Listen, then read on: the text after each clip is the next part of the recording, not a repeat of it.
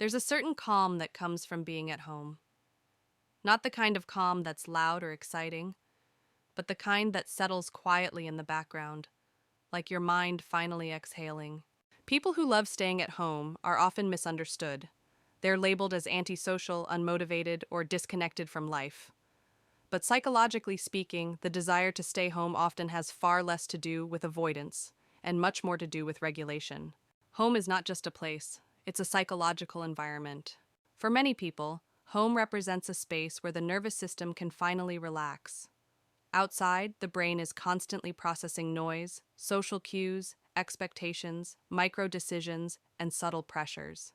Even enjoyable social interactions require attention, emotional monitoring, and cognitive energy. At home, much of that disappears. This doesn't mean people who stay home fear the world. It often means their minds are deeply sensitive to stimulation. Psychologically, this sensitivity isn't a weakness, it's an awareness.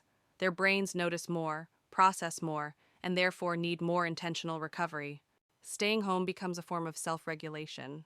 When you're at home, your attention belongs to you again. You're not scanning faces, adjusting behavior, or managing impressions. Your mind can slow down, wander, reflect. This is where introspection naturally happens, where thoughts aren't interrupted, and emotions can surface without being rushed away. Many home-oriented people have rich inner worlds. Their satisfaction doesn't always come from external novelty, but from depth of thought, focus, and emotional clarity. They often value meaning over momentum. There's also a sense of control involved. The outside world is unpredictable. At home, the environment is familiar, predictable, and psychologically safe. That sense of safety allows the brain to shift from survival mode into reflection mode. This is why many people think more clearly at home, why they feel emotionally balanced there, why creativity often shows up in quiet rooms, not crowded spaces. But here's the deeper insight. Loving home isn't about hiding from life, it's about choosing where your energy flows. People who stay home tend to be selective with their attention. They don't want to scatter it across endless stimulation, they want to protect it. In a world designed to constantly pull at your focus, this is a form of quiet resistance. However, like all coping strategies, it becomes unhealthy only when it turns unconscious. Staying home is nourishing when it's a choice, not a reflex. When it supports clarity rather than fear. When it restores energy rather than shrinking possibility.